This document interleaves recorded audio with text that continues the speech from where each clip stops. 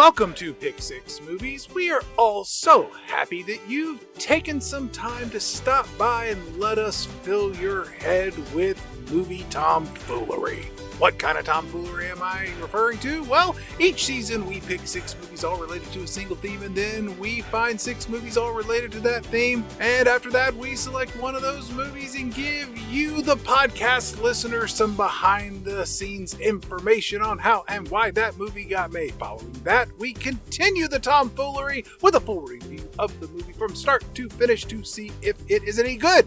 Who is the we of which I speak? Well, it's none other than me, Chad Cooper, and my lifelong friend, Mr. Bo Ransdell. This season's theme is Domo Arigato, featuring 6 movies all about robots. And on this particular episode, we head back to school. And how far back are we headed? Well, all the way back to the 1900s, with the post-apocalyptic hellscape nightmare of a movie titled Class of 1999. This is a movie all about out-of-control kids, and it's going to take more than a Morgan Freeman with a baseball bat or a Robin Williams with a book of poetry or even a Michelle Pfeiffer in a leather jacket to set these kids straight. This movie requires robots to get these unruly kids to stop misbehaving, robots that aren't afraid to bounce a kid off a wall or give them a robust spanking or even fire a flamethrower, maybe a rocket launcher at them to make sure they shape up or ship out. So before we begin our fooling of toms with all the promised tomfoolery, let's get Mr. Bo Ransdell in here to introduce us to the Class of 1999 and school us on the people who brought this low-budget grindhouse film to theaters somewhere. Bo, take it away.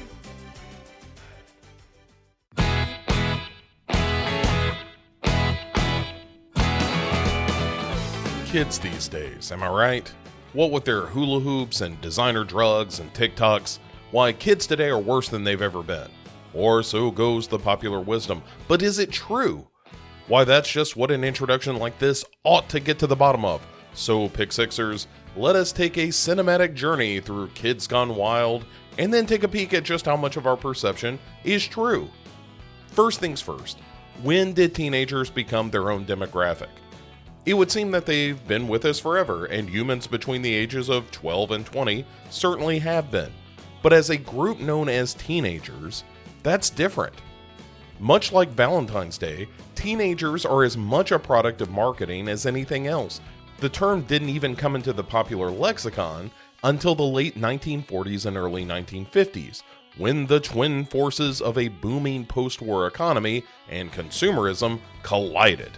It turns out that kids between the ages of 12 and 20 have some serious issues with long-term decision-making and tend to be impulsive. This is on account of their prefrontal cortexes not being completely formed yet. Romeo and Juliet would never have dosed themselves with poison if they were in their mid-30s. Romeo would have gotten drunk at a bar and Juliet would have found some other better, less problematic man, but perhaps not as smooth a talker. It's just this kind of mushy, impulsive decision-making that makes teenagers fantastic targets for that leech of the business world, the advertiser. With the right pitch, you can make a teenager believe or want almost anything. And with their folks flush with post-war cash, these teenagers of the early 50s had a lot of disposable income. And when it came to movies, something we enjoy talking about here on this podcast, teenagers were a reliable demographic for going to movies, sometimes over and over and over again. There was a strange symbiosis formed between teenagers and movies about teenagers. In 1953, Marlon Brando lit up the screen in Rebel Without a Cause.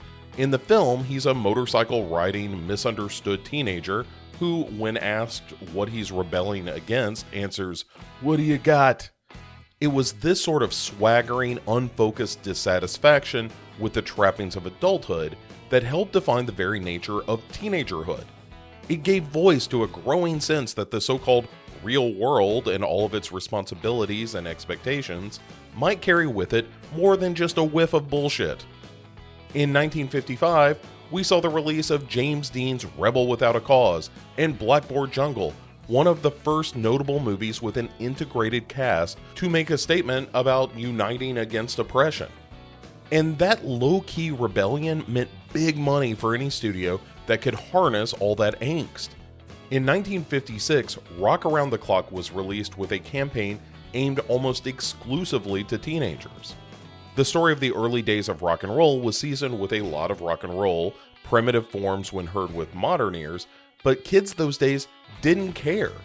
They made the movie a huge success and started a revolution in film production and marketing, creating entertainment aimed solely at teenagers. And the Rebel teen movie was still in full swing too. Untamed Youth, Teenage Rebel, Wild Youth, This Rebel Breed, all movies released in the late 50s with similar titles, so teens knew exactly what they were getting when they plunked down their quarter for a ticket. And let's pause to enjoy the teen melodrama trend. Movies where romance, some of it quite dark, featured in the lives of teens.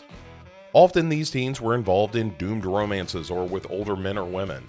18 and Anxious, Unwed Mother, The Explosive Generation, Splendor in the Grass, A Summer Place, Lolita, Underage, all telling tales of sexual repression or deviance. Notable for a look at homosexuality, though in the movie it is cured by an older woman, is Tea and Sympathy. Most of these movies did not scratch beneath the surface of the psychology of teen sexuality, but it was the 50s and 60s, and most mental health advice boiled down to rub some dirt on it and walk it off. For the next 2 decades, movie studios aimed squarely at teens with movies that no right-thinking adult would watch, like How to Stuff a Wild Bikini, or The Wild Surf, or all of those Gidget movies. These movies combined comedy, light romance, and some sex appeal to get young butts in the seats. And then came the 1970s, when teen movies broke out of their own genre and infected others. Horror movies like Carrie featured teens doing teen stuff, getting ready for prom, dealing with difficult parents, and resolving peer pressure in often unhealthy ways. One of the biggest hits of the decade was Love Story, an extremely saccharine tale of doomed teen and young adult love that was made on the back of an extremely saccharine novel, but both did shockingly well, financially speaking. And then there was American Graffiti, which was both aimed at teen culture and nostalgic for teen culture of 20 years before. From the 1970s through to the mid-80s, there was a new version of the beach party movie that teens flocked to, the slasher film. Starting with Halloween and Friday the 13th, producers found that if you came up with a gimmick and squeezed in some bloody murder, teenagers would flock to the theaters to see people roughly their own age murdered horribly. From The Prowler, to Happy Birthday to Me, to Terror Train, to The Intruder, there were dozens of these movies, and teenagers kept them afloat through vigorous box office well past their expiration date. Speaking of the 80s, this was truly the golden age of teen movies. John Hughes emerged as the king of all teen melodrama with a series of movies intended to capture the ridiculousness and angst of being a teenager. Ferris Bueller's Day Off, Pretty in Pink, Some Kind of Wonderful, 16 Candles, and of course, The Breakfast Club, all managed to give teenagers a world they understood, filled with spotty-faced protagonists trying to find their place in the world at an age where they're too young to be grown up and too old to be a kid. Ali Sheedy says in The Breakfast Club, "When you grow up, your heart dies." From a Hughesian point of view, this perfectly summed up the pain of being a teen, a life on the cusp of losing one's soul to corporate masters and day-to-day responsibility. In the 90s, the teen movie morphed from high melodrama to more pure comedy, often inspired by classic works of literature. Dazed and Confused was a riff on American Graffiti, only shifting the teen nostalgia up 20 years from the 50s to the 70s, but scored big as a cult hit.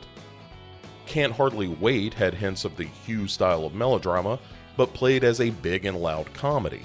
Clueless, 10 Things About You, and the Baz Luhrmann remake of Romeo and Juliet all hit with teens in updated and shinier forms, and then some teen films got downright raunchy, as American Pie and its ilk harkened back to the boob comedies of the 1980s, which were aimed less at teens than college kids, but let's not pretend there weren't kids of teen age sneaking into those movies back then too. The snarkiness of the 2000s left nothing sacred, and that included teen movies. Not Another Teen Movie, Scary Movie, Mean Girls, all of these skewered the tropes that had concretized in the teen movie genre. The nerdy girl taking off her glasses and becoming suddenly beautiful, the pain romances, the best friend standing by while his or her love dates the wrong person. It was ripe for the picking. But that same decade saw a bit of postmodernist reconstruction emerging in the teen film too. Juno, Napoleon Dynamite, and Superbad all grounded their characters in the real while surrounding them with absurdist comedy. For all of Superbad's silliness, at heart it's a movie about the pain of growing up and leaving high school behind along with your friends. Likewise, Napoleon Dynamite takes a near surreal look at the outsider in high school and elevates him to something heroic. And there is no stop. It appears that so long as kids continue to age, movies will be made for and about this time in their lives, even though it was an invention of 70 years ago.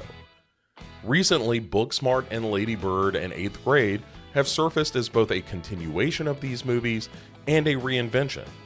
Booksmart, in particular, suggests that all the romantic love portrayed in the standard teen movie is secondary to the platonic relationships that form the tightest bonds.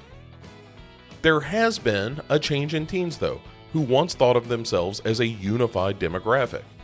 Now teens are as fractured as the rest of us, not identifying with their fellow teens because of their common age. They are not, to put a point on it, a cohesive cultural group the way they proved to be in previous decades. And back to where we started, with all of this cultural reflection on the silver screen, are teenagers better or worse than they were in the 50s or the 80s or even the 2000s? Well, it's a mixed bag, statistically speaking. Teens these days are slower to mature. Compared to teens of the past 50 years or so, they are less likely to have tried alcohol, have sex, or go on dates. Teen pregnancy is way down as a result, but it also means they are not developing the same skills previous generations did to achieve and maintain independence. Teens are less interested in going out, which can be blamed partially on technology. Why go on a date when you can just wink it to porn on your phone? But also, there is a cultural root to this. Western culture is pretty easy right now, comparatively speaking. There's no draft or a war, the wars that are being fought are thousands of miles away, families are generally wealthier than any time in the past, and while there are plenty of social ills, there's no immediate and existential threat unless you count climate change, which is weird and ephemeral and hard to consider in this context. So, as a result of an easier life, there is less need for teens to get more mature, so they don't. Fewer kids want to drive or get a driver's license. Test scores are up, but graduation rates are down. More kids than ever before expect to go to college, and this latest generation exhibits greater empathy than almost any generation before. And yet, they also have the highest rates of suicide ever seen. Mental health is a major crisis among teenagers, fueled by the effects of social media and its impossible standards, and there is a sense of a lack of control. In previous generations, there was an idea that they wanted to take over, or tear the system down, or rail against the man, or tear down the machine, or whatever, or do something to shake things up. This latest generation instead expresses a belief that nothing they do will change the basic structure of society, a perceived helplessness that contributes to the poor mental health they display. It doesn't help that they don't read. Reading for pleasure among teens is at an all-time low, while also being a major determiner for success and adaptability in the workforce. In short, this generation is growing up slower and sadder, if a little bit smarter. It's an odd combination, and only time will tell its long-term effects on culture, but the rebels of years past, largely gone. Most kids today, when given simulations and hypotheticals, prefer life to remain status quo, which is odd considering how hopeless they see that status quo. Kids these days, am I right? Which brings us to this episode's feature, Class of 1999. The movie is a loose sequel to another movie by this film's director, Mark L. Lester, We've enjoyed his work previously on our Firestarter episode, way back in Season 9, Episode 6. In Class of 1984, a new teacher is terrorized by a group of young punks and ends up having to kill them all one by one. In our film, Class of 1999, the young punks are now in the near future, and they are so bad that a military weapons manufacturer has to be called in to take care of these rambunctious ruffians. Mark L. Lester is an interesting director, working almost exclusively in B-grade films, but he has flirted with real success. Not only did he direct this and Firestarter, he directed the Arnold Schwarzenegger film Commando, his biggest hit by a mile, and he also directed the Eugene Levy-John Candy comedy Armed and Dangerous. Oh, and there was Showdown in Little Tokyo, starring Brandon Lee, Bruce Lee's son, alongside Dolph Lundgren. He's a master of schlock, and for that, I salute him. His movies may not be good exactly, but they are often insanely watchable. The film was written by C. Courtney Joyner, who did a little bit of everything. He is most known by me and other B-movie weirdos as the guy who wrote a lot of the Full Moon Entertainment library, including the Doctor Strange knockoff Dr. Mordred, Trancers 3, which he also directed, Lurking Fear, Puppet Master vs. Demonic Toys, and many others. So you know you're in good hands already. Director Mark Lester assembled a veritable who's that again of actors for the film. You have Bradley Gregg as Cody, best known to me as the kid who gets puppeted off a building by Freddy Krueger in Nightmare on Elm Street Dream Warriors, the second best film of the franchise. He's joined by Tracy Lind as Christy, who also appeared in such films as Bugsy with Warren Beatty, The Road to Wellville, that movie about John Harvey Kellogg where Anthony Hopkins wanted to give everyone an enema, The End of Violence, and of course, My Boyfriend's Back, the touching tale of a girl and her zombie boyfriend. Cody's brother Angel is played by Joshua John Miller, who you may remember as Homer in Near Dark or Tim in River's Edge. He's still working in movies, but no longer as an actor. He recently wrote the film The Final Girls with Thaisa Farmiga and Malin Ackerman, which he also produced, and he since developed and wrote much of the series The Queen of the South. Good for him. Malcolm McDowell shows up as the principal and Christy's dad, and you all know who he is. If you don't, watch A Clockwork Orange, and then for a fun game, try to get that movie out of your head for the rest of your life. At the top of our list for the film's villains is a ridiculous Stacy Keach, who is a fixture of Hollywood. He's played everything from hard-boiled detective Mike Hammer to Sergeant Stadenko in the Cheech and Chong movie Up in Smoke. Chances are, if you've seen a movie or television show made in the past, 40 years or so, he's probably popped up somewhere. Oh, and it was his idea to do the whole albino eyes and hair thing in this movie, which is a brilliant decision if you ask me. Pam Grier plays the chemistry teacher robot, and she is not only Jackie Brown in Quentin Tarantino's Jackie Brown, she's a legitimate icon. One could do a whole piece just on her and her run of blaxploitation movies in the 70s, where she emerged as a cultural icon, marrying blackness and femininity with the ability to kick ass. She is amazing, I love her, and everyone else should too. The villain with a name so nice they named it twice is Patrick Kilpatrick, the rocket-launching PE robot. He's a character actor that's still working today and has been for about 40 years, and if that ain't success as an actor, I don't know what is. I saved the best for last. John P. Ryan, who portrays the evil history teacher of our film, is an absolute joy. As of this recording now, the man is almost 90 years old and was last seen teaching acting. Good. More people ought to have as much fun on screen as this guy did in movies ranging from the Wachowskis' Bound to Runaway Train. The guy was best as a villain though, turning on a dime from sophistication to ruthless evil in movies like 3 O'Clock High, Death Wish 4, Delta Force 2, you name a low-grade action movie series and he was probably a villain in one of the entries, and the world is better for it.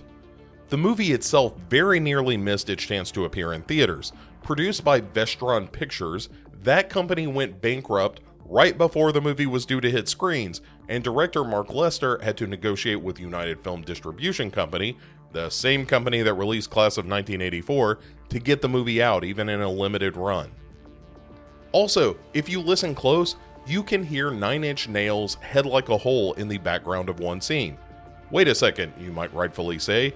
This doesn't seem like the kind of movie that would shell out Nine Inch Nails money. Well, it is if nobody knew who the hell Trent Reznor or Nine Inch Nails was. In fact, Lester got his soundtrack by going to Seattle clubs where the movie was shot and offering $100 to bands he liked for the use of their songs.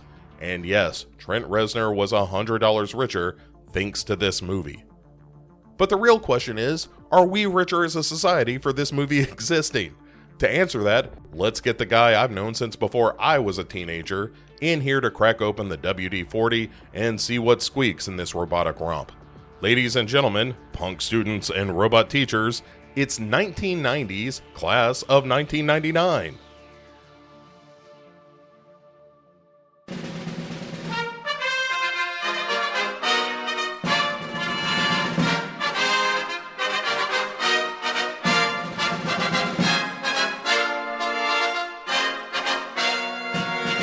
Welcome back, everyone, to Pick Six Movies, the only show that I'm aware of that talks about movies in a podcast format. Mm-hmm. I am one of your hosts, Robot Bo. With me as ever, Robot Chad. Robot Chad. Yeah, beep boop. I am a robot. So after some highfalutin big budget movies, Yes. we are going back to sort of the roots of the show, where we are talking about Low-falutin, no-budget movies. That's right. Class of 1999, as you heard in the introduction, directed by Markel Lester, who is sort of an auteur of crap. This may be the first movie we've ever discussed on Pick Six Movies that could be classified as a grindhouse film. You think so? Yeah, maybe.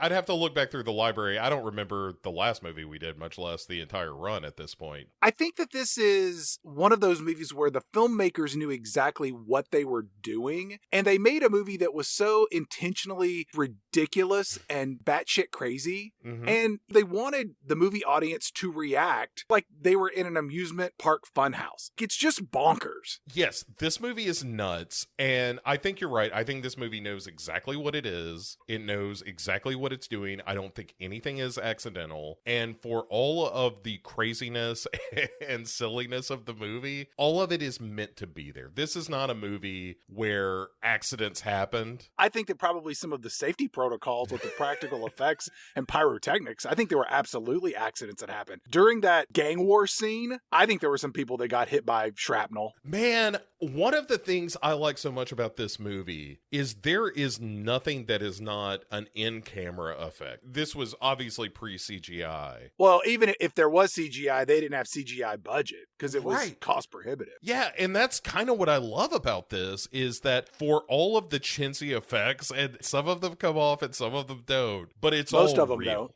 Most of them don't. When we get to the PE bot at the end of the movie especially. Right. But all of that is somehow kind of charming with this movie. I agree with that. It feels like somebody gave a kid who had grown up making movies in his backyard $200,000 and said, now go make the best backyard movie anybody ever saw. Or they gave a group of kids that money and said, we want you to do a remake of The Terminator, but with school teachers. Remember those kids that did the shot-for-shot remake of Raiders of the Lost Ark in their backyard? Yes. It's like that, but a little worse. This movie was released in theaters, Bo, alongside Pretty Woman, The Hunt for Red October, Driving Miss Daisy, and that first Teenage Mutant Ninja Turtles movie, which was pretty good thanks to Jim Henson's puppet work. Well, he probably didn't make the puppets, but his team did. You look at the quality of this film compared to those other movies, and you're just like, clearly they were targeting a different demographic than all of those other movies. Oh, sure. And I would rather watch this movie than at least two of those. This movie does have a lot of Terminator DNA in it. Terminator 2 had yet to come out yet. And when it starts off, it even gives us this poor man's dun dun dun dun dun. Dun, dun, dun, dun, dun, with the flashing shapes and these colored backgrounds. I didn't know what I was watching. I was like, are these crystals or overdeveloped film? Who knows? And then the movie just resolves into this purple head of, like, is it one of our bad guy robots? I couldn't tell. It kind of looks like the Terminator skull, but you know. Let's just jump into it from there, because this movie has a fair amount of credits, but it doesn't really dick around with just the credits. Like, the credits mostly play over action of the movie. Yes, which I'm okay with that. Also, I like the fact that Mark L. Lester had the sheer gall, Chad, to call it a Mark L. Lester film. Which, speaking of highfalutin, I mean, film, if it had been called a Mark L. Lester flick, okay, you got me. But film is, I don't know. Being of the age where the year 1999 always seemed to live in the distant future, up until like even 1998, 1999 seemed far away. It's because of the Prince song. Because Prince was like, hey, we're going to party like it's 1999. And you're like, oh, yeah, that's when the world ends. And there was a lot of talk about that. Remember, like, there was a lot of not just the Y2K stuff, but you had some knucklehead that you knew that was like, oh, yeah, the Aztec calendar ends in the year 2000 because that's when everything ends. And you're like, oh, yeah, you're probably right. That sounds official. When everybody knows, Shad, it's 2026. They throw up the title of this movie, Class of 1999. And here, this is followed by a real basic computer graphic outline of the United States in blue neon. And we hear a robotic voiceover say, in 1992, there were 5,437, something violent incidents in American high schools. In some cities, these schools began to fall under the control of violent youth gangs. By 1997, the number tripled. Gangs had taken large sections of the cities, and some schools were shut down. Also, don't smoke like me, or else you will have to use one of these voice modulators. Oh, that sweet Carolina smoke. It's just Andy Garcia from Dead Again. How about you give me one of those cigarettes? Then they show us a map of Seattle, which I was like, I guess this is Seattle. And the voice like, now it's 1999. Gang controls areas known as fire zones. Mm-hmm. Kennedy High School is in the middle of a free fire zone. Police will not enter. There is no law. The Department of Educational Defense. The what? Don't ask too many questions. It was formed to reopen schools and control gangs. Does anyone have a light? The Department of Educational Defense. Pretty good.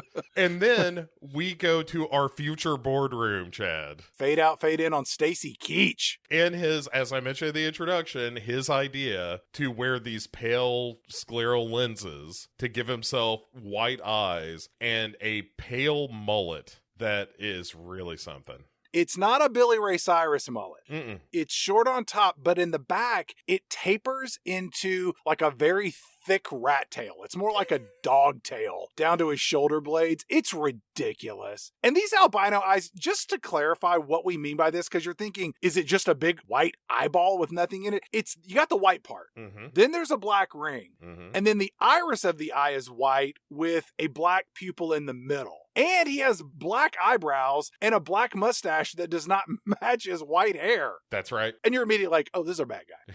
Yeah, this has to be a villain because he looks like he is going to eventually fight Spider-Man. It's like watching any animated film, and then if a character shows up with a furrowed brow and green eyes, you're like, oh, they're a bad guy. And in the spirit of this movie not fucking around with bullshit that you don't need. Because one of the things I will say about this movie, it is efficient in its storytelling. There's a lot that happens, and it does not linger in a scene longer than it has to. Film cost a lot of money back in the day. Wasn't shot on digital. Come on, people, we're losing daylight. We got to develop this. You know how much it costs to develop movie? You mentioned Stacy Keach being Sergeant Stadinko in the Cheech and Chong movies. Remember in Nice Dreams when he smoked that weed and it turned him into a lizard by the end of the movie?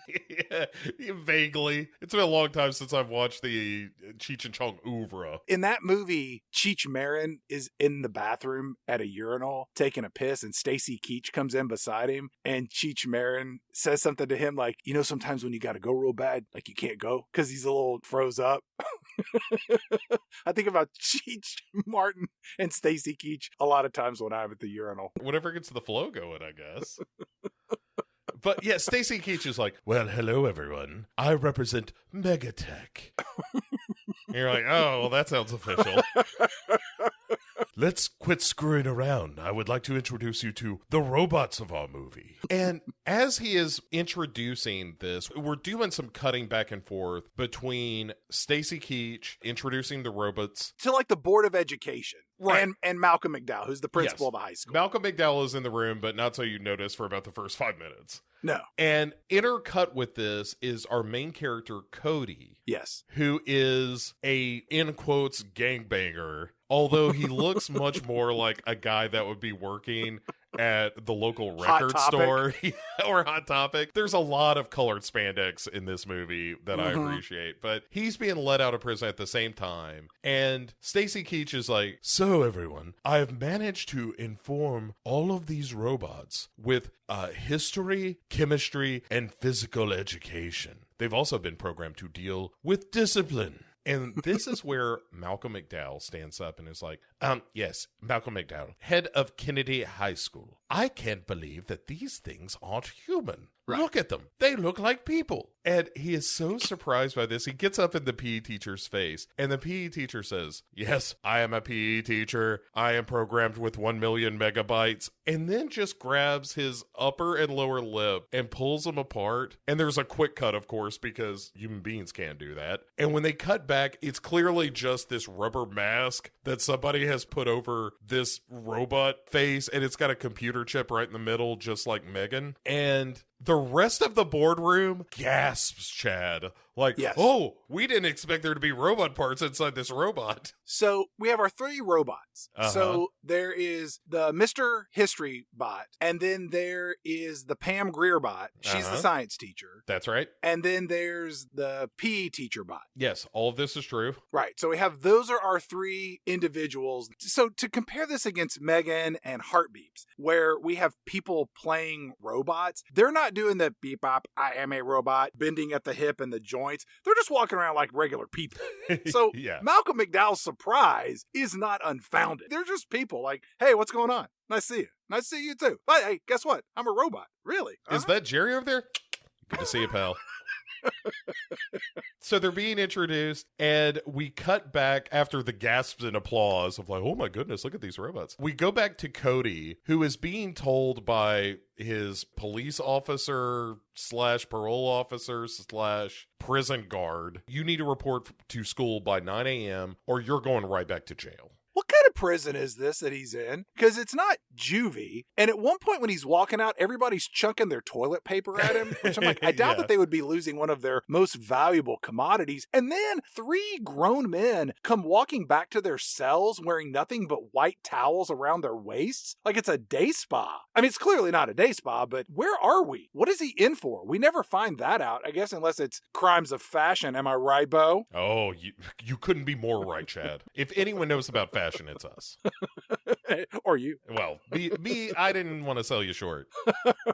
But yes, I am quite the fashion horse. So then we go back to Stacy Keach. Now, everyone, Malcolm McDowell has a few words to say. Yes, my school has been dealing with drugs and violence, and kids with prison records are now being released back into the school because of this secret project we're doing. It's very exciting. Very excited to have these robots in the school. Also, just to let everyone here know, this is a secret program sponsored by the Department of Education Defense. Remember, it's a secret, all right? We're in cahoots with Megatech. We're going to get classes back up and running lickety-split. All right? This program will actually allow the most dangerous, troublesome students to be released back into the school population. Can you imagine that? How wonderful it will be to have the most problematic young adults running about our school, doing battle with robots that look like people. Did you see these 3? They're real robots. They're not people. Do that thing with your mouth again. Everyone, applaud.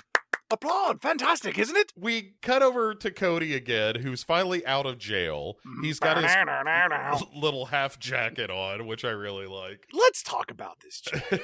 Yes, please. It looks like he's wearing a child's jacket or maybe like a woman's jacket. The cut of it is at the top of his rib cage. It looks like he washed it in hot water and it shrank on him. But only for the torso. Somehow the arms got longer. I mean, it looks like he's wearing doll's clothes. He comes out and he's greeted by his brother, or maybe it's his sister, because I could not tell if this person was male, female, or somewhere in between. And this person's name is Angel, which confused me even more. And I watched this with my wife, and the whole time we were just like, is Angel a guy or a girl or non-binary? Like, I don't know, but we'll just keep moving. Angel is there and is accompanied, Bo, with Ed from the sadly long forgotten, incredibly entertaining TV show Northern Exposure. If you don't know what any of those words mean, just roll with it. But Northern Exposure was a wonderful show back in the late 80s, early 90s. Yeah. You can't find it anywhere. Very good show. Barry Corbin, who we recently had on the program, was a big part of that, and he's fantastic. What was he in? What was Barry Corbin in? Maybe I'm just thinking of the fact that I watched War Games recently.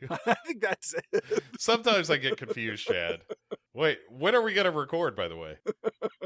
So Ed from Northern Exposure and everyone else, they all look like glam rock drug dealing gang bangers from the future, but they look nothing like any of that at all. And Angel tells his brother Cody, hey, I'm getting jumped in next week into the gang. And getting jumped into a gang is a ritual where the gang just beats the shit out of you as a form of initiation into said gang. Yeah. And then this trio hops into this modified red Oldsmobile boat of a car that looks like it came out of the pages of Dick Tracy. The familiar red Oldsmobile Buick, yes. Oh my God. The wheel wells are oversized and puffed out, and the back end of the car is all bloated. Forget about parallel parking this thing anywhere. You would need 2 parking spaces in a row. This thing's going to cost you a fortune to park on any major city street. You're putting in 2, probably 3 meters at Yeah. any given time. You let those things wear it out, you're going to come back, you're going to have 3 tickets, mister. It is just this old Detroit piece of steel. Immediately, as soon as they get in the car, Ed from Northern Exposure is like, hey, you want some edge? Let's get high. And they pull out these red and blue plastic containers, and they just start huffing whatever's inside like they're poppers. Well, Cody doesn't, because Cody is now straight edge. Well, he chunks him out the window.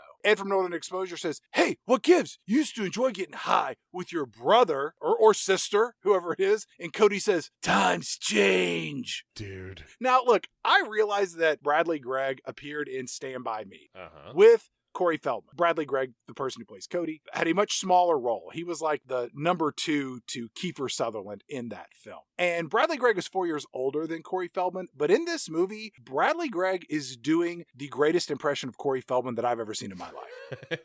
Yeah, pretty good. Pretty good. Number 2, Corey Feldman. He actually does a pretty good Corey Feldman impression. Not as good as Bradley Gregg, though. Yeah. One of the best. They drive into the Free Fire Zone, which is this war zone run entirely by children. It's like Lord of the Flies run amok. And Ed from Northern Exposure is like, we've got to get out of here because the Razorheads control this whole area. This is suicide. Why are we driving through here? Do they have any drugs? At which point, Chad, immediately an armored car with a turret on top of it just starts chasing him.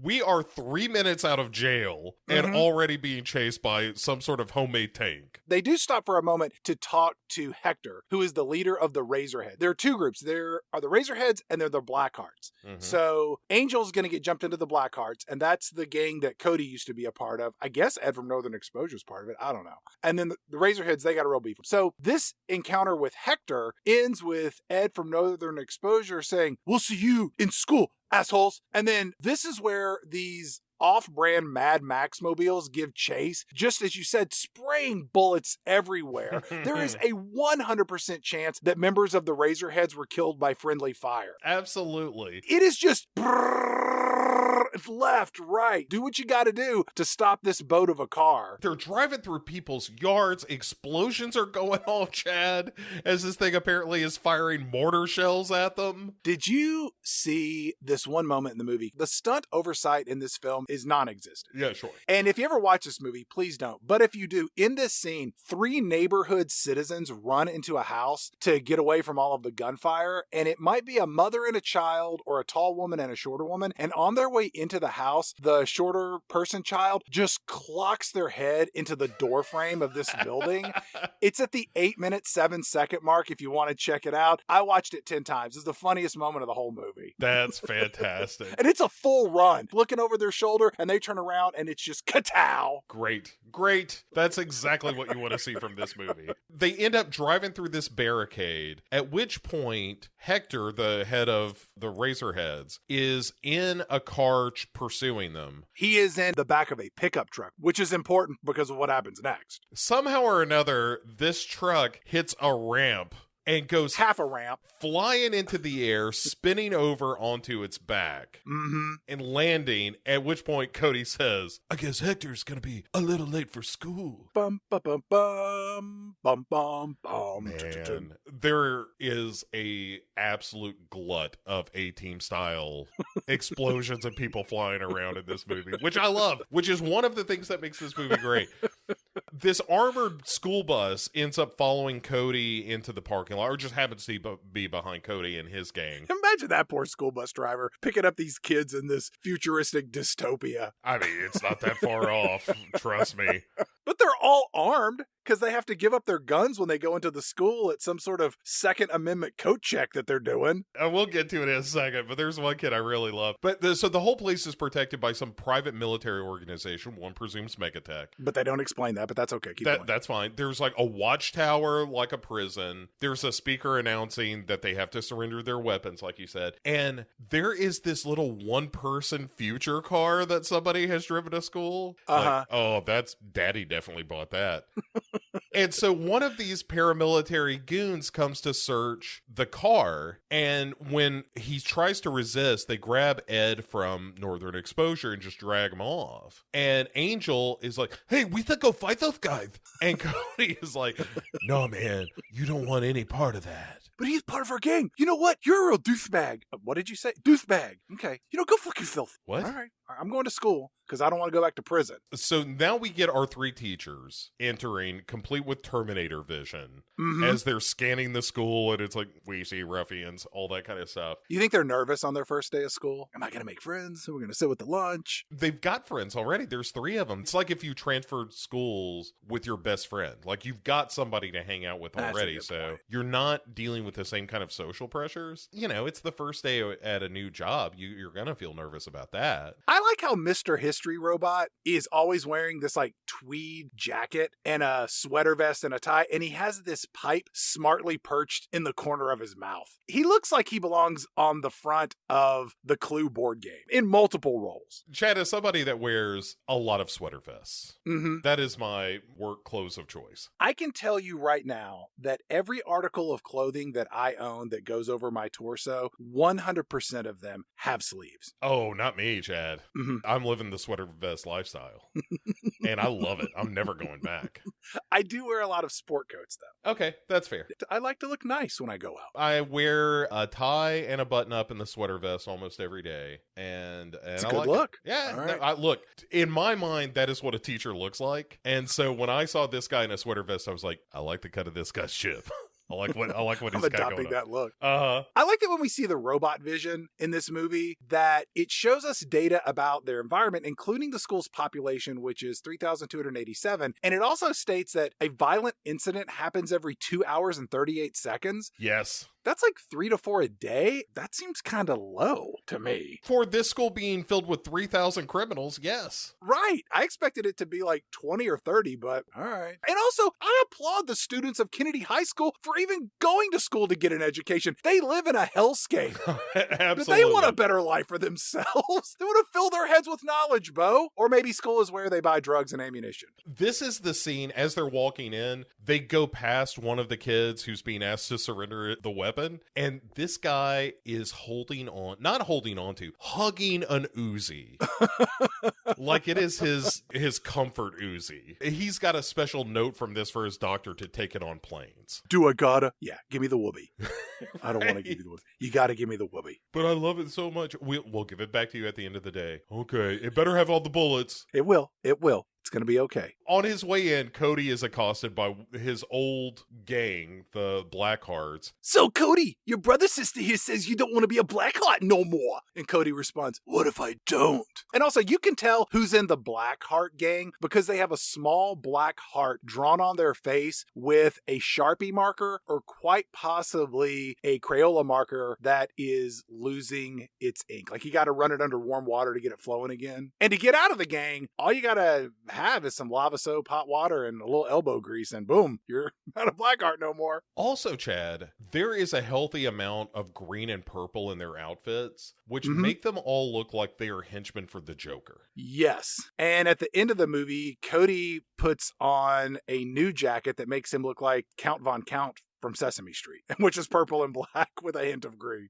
And they're like, I guess we're going to have to waste you if you don't want to be in our club anymore. If you ain't with us, you're against us. We're going to have to kill you. Cody says, if I get caught ganging, then I go back to prison. So I guess you'll have to kill me or go back to prison and I die. Either way, I'm dead. And he just heads into school. Angel seems very disappointed by the fact that Cody has sort of turned his back on the gang. Does everybody in the future dress like they're on the set of a Four Non-Blondes video shoot?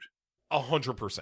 They're wearing this pretend futuristic getup, but there's also a whiff of steampunk thrown in there, but it's accidental. Cast and crew alike, Chad. Oh, what's going on?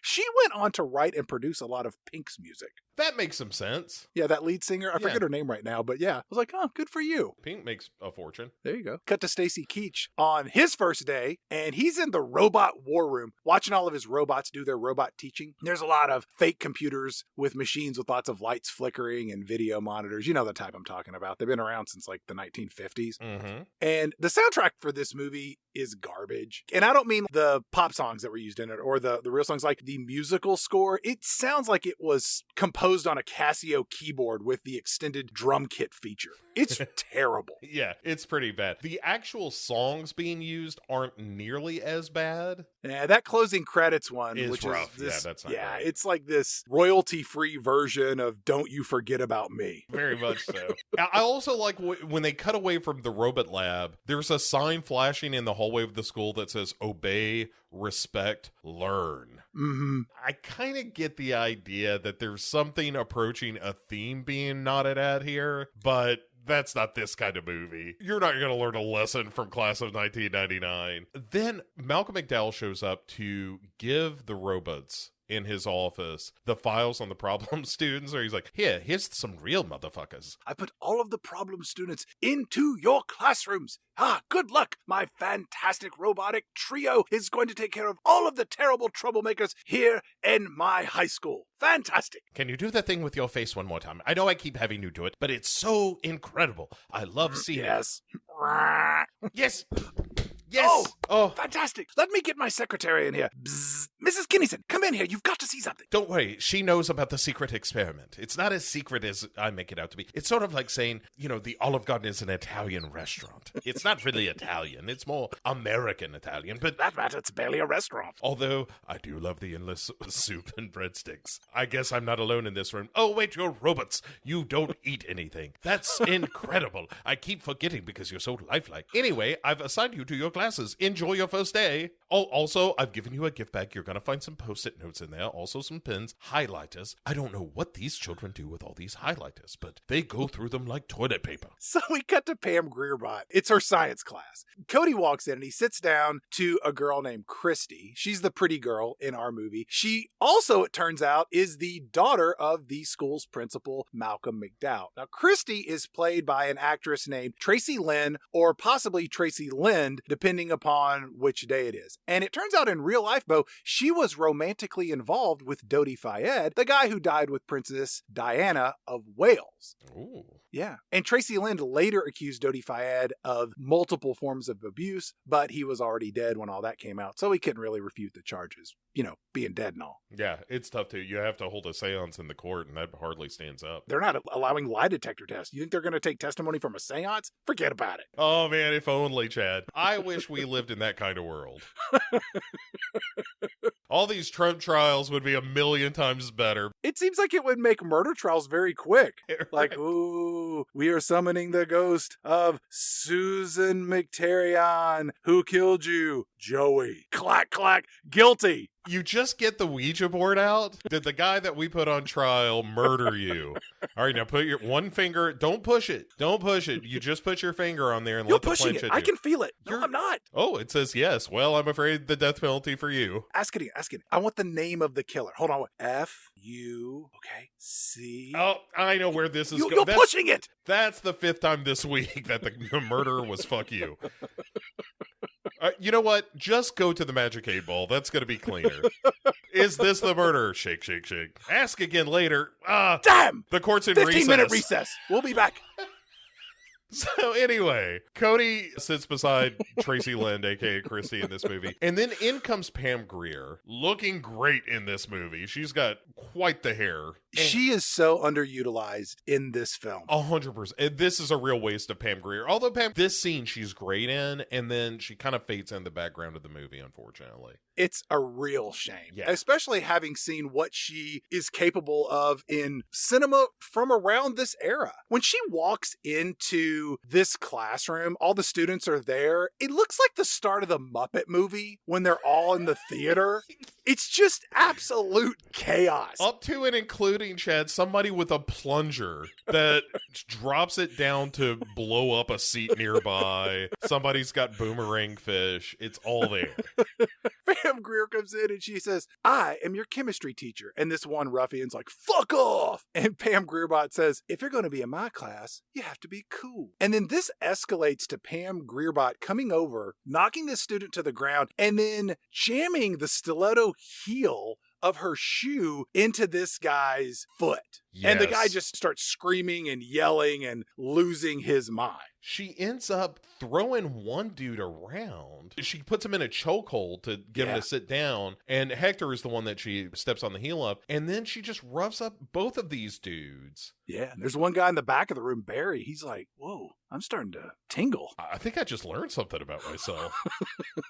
And then everyone just starts acting normal. Yeah. Meanwhile, the nerds back in the robot lab are like, "Oh, her skin temperature jumped up, but now it's normal again. She handled that with grace and aplomb." I think the guy that she stabbed in the foot was Hector. That's right. Remember the one who got chunked out of the back of that truck? Yeah, so he's still alive, apparently. And he gets a hole in his foot. Like, ooh, that's rough. He's never going to walk the same again. This movie also, Bo, has a lot of winks or tip-o the hat to A Clockwork Orange. Oh, I mean, Malcolm sure. McDowell's in it. So first off, that's what you're thinking of because you can't get that out of your head, as you mentioned in the introduction. Hector has fake eyelashes under his right eye. Mm-hmm. And one of the Blackhearts constantly wears a little bowler hat. And later, Stacy Keaches, he's drinking a glass of milk for no explainable reason. Mm-hmm. Maybe that was just me, but it seemed odd that there were this many things that reminded me of A Clockwork Orange. Also, it was weird that when you first meet Cody, he starts off by giving this whole speech about how there was him and his 3 droogs, and also they're in a milk bar. Then there's the whole scene with the giant penis. Wait, I think I just watched A Clockwork Orange again. I think you did too. Huh. Boy, I'm really blacking out a lot lately. Do you remember when I was younger, like middle school or high school, I had a poster of A Clockwork Orange, and it wasn't just like a normal size poster. Yeah. This poster was easily 4 to 5 feet tall and however many feet wide on my wall. If my kid had that, we would need to have a talk. I didn't think about it until really just now that knowing your parents, it's amazing to me that they never stopped you and said, "Chad, did you watch A Clockwork Orange? When and how? And we do need to have a conversation about this." I not only watched it, I've watched it multiple times, and I've read the book. What do you want to talk about? Comparisons between the two, themes of escalating violence in society. Whether Alex is an anti-hero or just a villain. The disassociative nature of ultra-violent people living among a normal society. Because if that's the case, we could really talk about crime and punishment as well. In fact, I've started putting together a side by... Wait, Mom? Dad? No. Oh, Vernon's back on the porn again. So after class, Christy introduces herself to Cody. "Hi, my dad's the principal, and my name's Christy. And you know what I like to do? Change my outfits. And I love big, dangly earrings. It's kind of my thing. So, Cody, are we going to go on a date or what?" This is the door to my classroom. Maybe I'll call you later." Maybe. You're definitely going to call me. I'm going to call you. See you later. Oh, my God. One of the guys from the gang is like, "Cody, you might as well stick your dick in a meat grinder." And he's like, "Hey, what's that all about?" And she's like, "Oh, I think I know what that's about. It's because the principal is my dad and everything. And if he catches you doing something untowards with me, he's probably going to expel you and maybe send you back to jail or something. Anyway, give me a ring. Bye." That guy Barry peeks around the corner. "What'd they say about sticking your dick in a meat grinder?" Barry, what a day. I can't wait to journal about this later. The next class is history, Chad. Yes. With my favorite character of the movie, the robot history teacher. He's having the most fun, as you mentioned in the intro. He comes in and gives this whole speech. "All right, ladies and gentlemen, this is going to be the most difficult class you've ever had. There's going to be 2 hours of homework every night, a test every 2 weeks. I operate from a model of absolute zero tolerance for chicanery, tomfoolery, and especially jackassery. And then none of the students give him any respect. Absolutely not. In fact, two immediately start fighting in the background. We get some more Terminator vision again, where it's like murder them, yell at them, corporal punishment, and that's the one he picks. So he goes over, Chad, grabs these two dudes up, drags them back to his desk, puts one over his knee, steps on the other one so he can't move, and then does this robot spanking where it's real fast and this mechanical motion, and just spanks both of them 20 times. It's not like 3 whacks just so that you know you did something wrong. Yeah, it's a real whap, whap, whap, whap, whap, whap. It's like Foghorn Leghorn beating that dog's ass with the 2x4. Yes, it is great. I love this so much. Barry's in the back of the class. What do I gotta do to get some of that? Wait, does Pam Greerbot, does she spank? If so, I have a feeling that Barry's going to be an intolerable student next period. We got to our movie's bad guy, Stacy Keach, and his scienticians in Robot HQ, and they all applaud about how this robot handled the situation. Like, very good. Exactly what we wanted to see. And then the school bell rings, and all the students dash out the front door of the school to go fire their semi-automatic weapons while high on drugs and continuing a gang wars. There's one scene in this movie where all the kids leave school, and one of the actors in the film jumps from the top step with his arms in the air with that yippee motion. And it's delightful that he hasn't lost that sense of childlike mirth. One thing we can agree on is this movie has a sense of whimsy. Angel, by the way, is like, hey, guess what, Cody? I've been taking care of your bike. And they go inside their house where they find Ed from Northern Exposure all bloody, and he's got some symbol slashed into his chest. Oh, I didn't see that. I thought he just opened up his shirt and he was like, they got me in the parking lot. You guys left me. Look at this. And there's all of this sorry ass horror movie makeup slashes on his body. It looks real cheap. It matches the crappy blood on his face. Also, I want to point out, Wikipedia says that Ed from Northern Exposure is the adopted brother in this movie and that Cody and Angel are half siblings. I don't know where they got this information, like Ancestry.com or 23andMe. I have no idea, but somebody put that on Wikipedia, which is the most trusted source of information on the internet. Because the internet is extremely untrustworthy. Also, don't trust Wikipedia. Angel asks him, who got you? The Wraitherheads? And Ed from Northern Exposure says, no, it was that Nazi security guards. They turned me over to that new history teacher. He's insane. I'm like, man, that spanking got out of control. Yeah. Wait till Barry hears about this. Then Ed from Northern Exposure is like, hey, I need a hit. Can you guys find me some drugs to do? Sure thing. I'll be right back. And then Cody's drinking a beer, which, look, I don't condone underage drinking, but I did like that they were drinking beer in this movie and that the brand of the beer was beer. And it's a label pasted over a Coors bottle, but beer is written in the Coors font. But then, Chad, out of this back room or the kitchen or something, Angel comes running out with the edge that he has swiped, chased by their mother, who is also a junkie. And yeah. Like, hey, that's my edge. What you doing taking on my edge? And then Angel is like, hey, guess what, Mom? Look who's home from prison. Oh, look who come crawling back. And Cody is like, you guys are all pathetic. And he chunks the beer bottle at the wall. Smash! Yeah. And then just runs off on his motorcycle, which is the appropriate thing to do in this situation. You got to get out of there, Cody. Everything is going wrong at home. Highway to the danger zone. We cut back to, one presumes, the next day, where at school, Christy is being accosted by a gang member. She walks past a group of Razorheads, and one of them shouts out, so, do smart girls give better head? Good one, high five. She walks around the corner, and then one of the Razorheads begins to sexually assault her. Yes. Cody sees this, runs around the corner, and he shouts out, hey, you, get your damn hands off her. Cody punches the Razorhead in the face, and he spins around 3 times, and then Cody and Christy go to the Enchantment Under the Sea dance, and they have a child who grows up and later time travels with a wide-eyed, crazy-haired scientist, and both that is the unknown backstory to how Rick and Morty was created. Huh. Yeah. Are you sure you didn't just watch Back to the Future again? No, I'm pretty sure I just made that up. Fair enough. So then, Chad, after all of this business, after Cody... Yeah, when Cody stops a rape? Yeah. The PE teacher shows up and pulls Cody off of him and drags him to Malcolm McDowell's office. I appreciate the fact that you stopped my daughter from being raped repeatedly, I would assume. That's how they normally do it around here. I really, really do. Thank you. But honestly, you should have gone to a teacher for help. Like who? The PE teacher's crazy, man. Well, I think we're just about done here. I'm going to let things slide this one time, mister. But in the future, when you're breaking up an attempted rape, don't use so much ultra-violence. You're going to go back to prison. Now, after class, did anyone catch my reference to Clockwork Orange when I said ultra-violence? Anyone?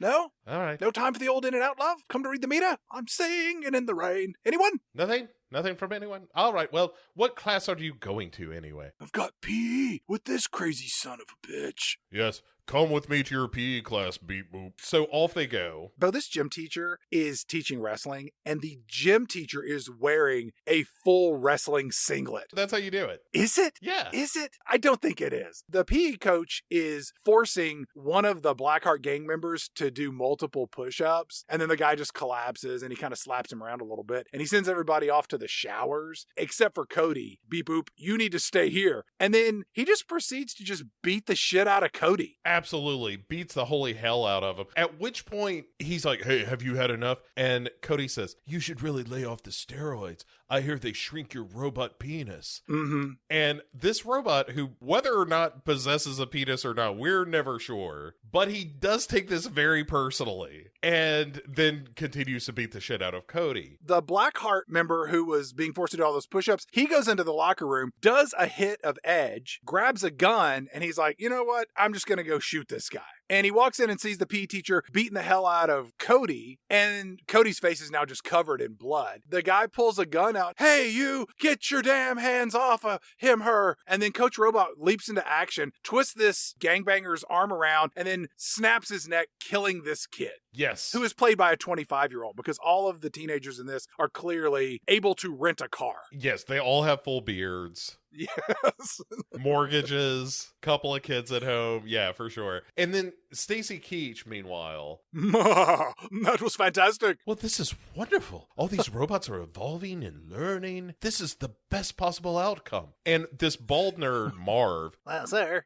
I don't know about this, boys. I really think that these robots killing some of the teenagers is a bad outcome. They're educating them as well as killing them, right? You can't have one without the other. You know what they say? If you're going to make an omelet, you're going to have to kill some children. I don't think that's what they say, sir. I think that this is a bad outcome. I'm just going to crunch a few more numbers. Yes, you do that, nerdlinger. And in the meantime, these robots will have the run of the school. Turn the monitor back on. The one in the girls' locker room. Better yet, the one in the girls' bathroom. You know what I like. Bring Barry in here. I think he's going to enjoy some of this. So outside, Christy is waiting for Cody, who's coming out of the infirmary. What happened to you? I'd hate to see what would happen if you tried to help an old lady across the street. Also, thanks for preventing my rape earlier. You're a real stand-up guy. I don't really want to talk right now. I just saw a friend die. I think he was my friend. I mean, we never spoke in the movie, but I do think if we took some time to get to know each other, we would have found that we had a lot in common. Day drinking, drug abuse, etc., etc. Anyway, that PE teacher didn't have to kill my best friend, who in the future, maybe if it wasn't dead. Christy, by the way, is like, well, you know, that guy did pull a gun. He was kind of asking for it. At which point Cody says, you mean Mohawk, my friend, who was my best friend, who I didn't really talk to, but I really sensed that we were really gonna get along, and I'm sad that all the days ahead of us where we could just hang out and talk and play some video games and do some day drinking. This is never gonna happen. He was so wasted because I know Mohawk. If anybody knows Mohawk, it's me, okay? Because I just got out of jail and I learned that sometimes you can be a best friend. There's a great line from Gonzo the Great. It says, there's not a word yet for old friends who just met, and that was me and Mohawk. We were old friends who just met, and he was so wasted, he wouldn't have known which end the bullets came out of. I'm out of here. And so he just leaves Christy behind. We cut to Mr. History Robot's teaching class, and he's giving a lesson on the Trojan War. That's pretty clever. How fitting. There's a knock on the door. Enter Ed from Northern Exposure, who's all tanked up on the drug edge, and his face is covered in blood, so much so that it looks like he lost a round of hands-free strawberry pie eating contest. It's covered. And then Ed from Northern Exposure, he staggers around the classroom. The acting here is superb for a high school production of the film Clean and Sober. I mean, it is a guy acting high. Yes. And there are people in the room that are like, geez, Ed, you need to sit down, man. No, I got it. I feel great. And he walks over to the history teacher bot. Yeah, Barry's in the back. Spanking, spanking, spanking. And Ed just leans over and vomits. Yeah. At which point the history teacher is like, well, that's just about enough of that, and takes him outside into the hallway. And Cody kind of registers some alarm like, oh, that ain't good. And the history teacher takes Ed from Northern Exposure into the hallway to his locker, punches through the locker, and rips the door off. Yeah. In the locker is a bunch of these little edge capsules. Yep. And then, much like Hank Hill making Bobby smoke, the teacher then just starts shoving these edge pills into Ed's mouth until his mouth foams and he ODs. The nerds at the lab, by the way, are watching all of this and are like, would somebody please call Stacy Keaches? I think we've got a real problem here. Barry's peeking around the corner, hiding his erection with his books. These new teachers are opening my eyes to so many exciting opportunities. The history teacher comes back and literally holding a bloody cross necklace from the student he has just murdered. And Cody's like, wait a second. I think that's my adopted brother, maybe, his necklace. And then we cut to Malcolm McDowell's office, where Stacy Keach and all the robot teachers are there. Malcolm McDowell says, well, what do you have to say for yourselves? It's your first day. You've killed 2 students. You spanked 2 students till their bottoms were bloody red. You punctured a student's foot with your shoe. By thinking about it, perhaps I could have structured those in an order of least to most egregious. But what's done is done. Not to mention the copious pages of erotic fan fiction from a student named Barry that I'm having to read. I don't want to be overly critical here. I mean, this is a secret project, and I enjoy a secret project as much as the next person. But I think we can all agree that could have gone better. What's done is done, and what's done is done in self-defense. Look into my white, piercing eyes. Would I lie to you? Of course not. For no good reason, this entire scene, Stacy Keach is eating a banana. That's another good one. If you're an aspiring screenplay writer, have your villain eating fruit, preferably apples. Right. That's the go-to. It's very funny to me. But he's not eating it in a sexy way. No. It's just like, while I am here at this meeting where Malcolm McDowell is giving me a dressing down for my robots, killing a couple of his students, I'm going to get a quick snack in. Malcolm McDowell is like, listen, Stacy Keach, I would like to talk to you alone without the ROBOTS. And leave the banana out of the picture as well. Hold on a moment. Bang, bang, bang. Barry, get away from the window. And Stacy Keach is like, yeah, whatever you want to be, that's fine. I don't care. Stacy Keach, it's me, Barry. I've got a bunch of bananas. If you like, I'll meet you in the parking lot. Bring me the bananas, Barry. I think we have a lot to talk about. We cut over to Christy and Cody, who come into Malcolm McDowell's office after this meeting. Listen, Dad, this guy that I met who is totally not sleeping with me yet, although I think he's gonna, he has something that he wants to tell you. He thinks that the history teacher had something to do with the death of his loser druggy friend. That's preposterous. That clearly didn't happen. Be gone. Be gone. Whatever you say, Dad. Love you. Bye-bye. I have some press I'm going to talk to, and that's exciting. So, both of you get the hell out of my office, and I'll talk to you at home later, sweetie.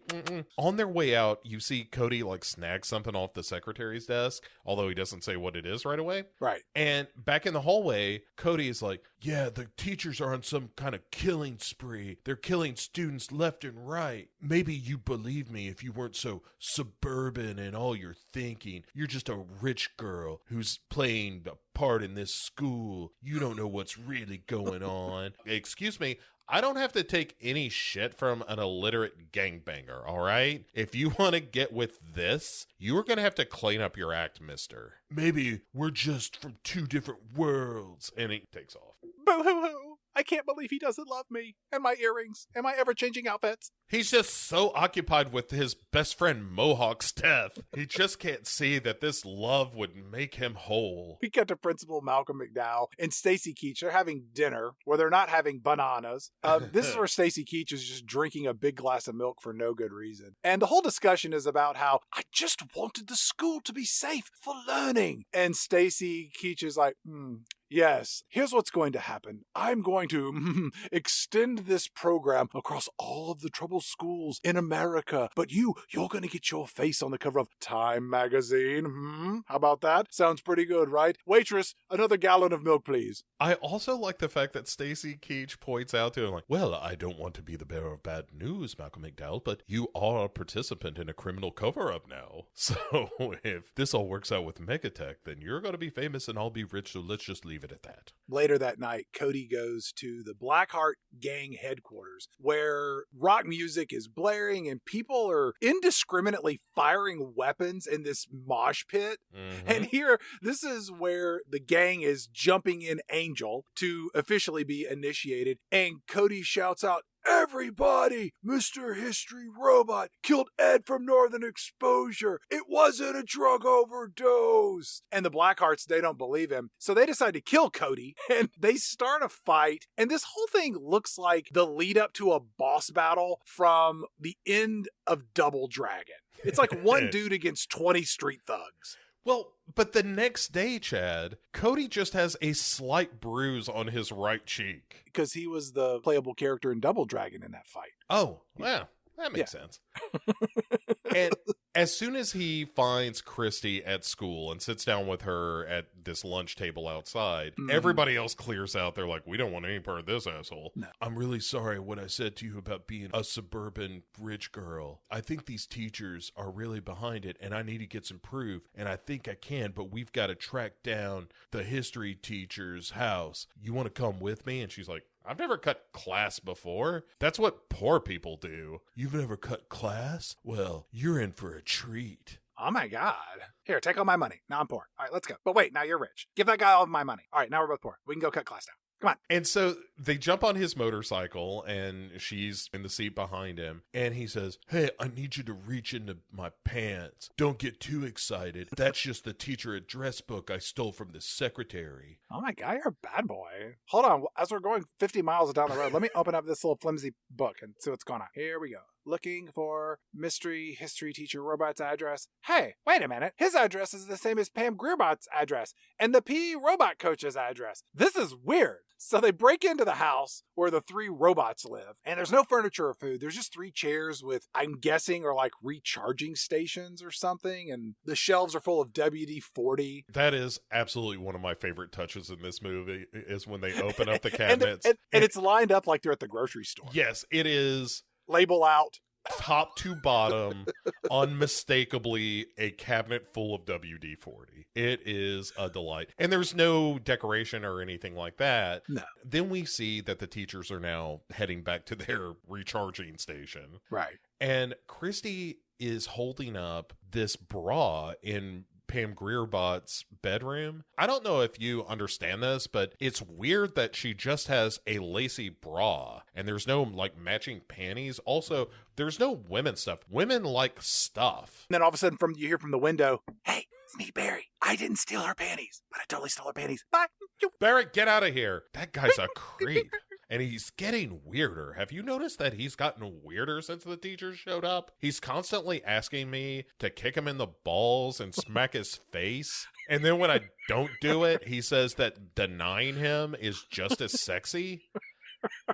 And it's weird. And he's always got his hands in his pants. Not the pockets, his pants. I don't know if he has the teacher's home address directory in there or not, but I'm not going to find out. Anyway. I haven't been listening because I found this necklace. Covered in blood. It looks a lot like the one that Ed from Northern Exposure was wearing. This might be a clue. And as he finds that the teachers pull in and our heroes start to take off, we gotta go out the back window. Come on. there is this moment where the history teacher bot is like, respect for private property, that's the foundation of civilization. And the PE teacher bot is like, yeah, the best defense is a good offense, beep boop. And I like how these are all programmed to be respectively intellectuals or meatheads based on the class that they're teaching. Right. And they just adopt that personality. Mm-hmm. Cody and Christy hop on the motorcycle and they take off, but then immediately Cody pulls over and says, hey, I need you to get off the bike. It's going to make the next scene easier to film with just one stunt person on this motorcycle. So she runs off, and then Cody's stunt double is on the motorcycle driving away, and the three robot teachers in their car, they pursue Cody through the streets of Seattle, and they bang into Cody's motorcycle multiple times, but it doesn't knock him over. And this ultimately ends where he crashes the motorcycle, and then the robots in their car drive off a pier into the ocean, and then Cody just gets back on his motorcycle and escapes. And I also want to point out that the rest of Seattle isn't a hellscape. It's only this school district that is planted in the center of the city that lives in this alternate future where Biff Tannen is corrupt and powerful and married to your mother, and in which this happens to me. And careful listeners will notice that that was the fourth Back to the Future reference this episode. There's 3 more coming. I bet you can't find them all. Cody then goes home, where he, for no good reason, gives Angel this belated birthday present of comic books in a paper bag. Did you think it was comics or porno? Originally, I thought it was porno. I went back, and I think they're comic books. The two aren't mutually exclusive. Right. It could be like some Frank Frazetta shit. Some R. Crumb material. That gets close. Angel's like, what is that? This is my birthday. My birthday was months ago. Faye, would you want to go outside and shoot some hoops? You want to go shoot who? Shoot some hoops. You want to? Who are we going to kill? No, silly. We're going to go outside and shoot some hoops. Let me get my guns. I know that you're my brother and all, but you're getting harder to understand every day. I'm just saying, so we go outside and shoot some hoops. Oh, well, why didn't you say you wanted to go outside and shoot some hoops? Also, toss me that towel. I need to wipe myself down.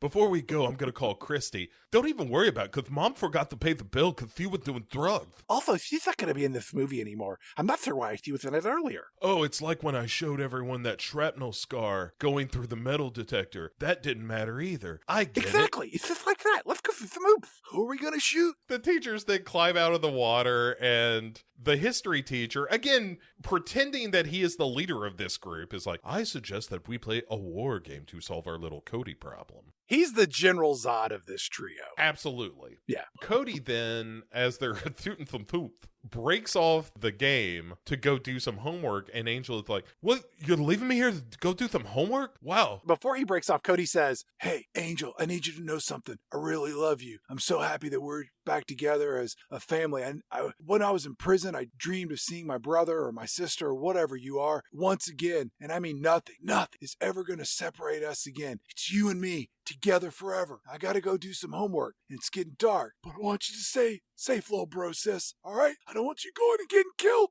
on me after all that foreboding nice stuff I just said, little bro, sis. All right? I love you too. I'm just going to stay out here to the booth. Cut to Angel walking home, smoking a cigarette, and dribbling a basketball using 2 hands like a chimpanzee. That's how I dribble.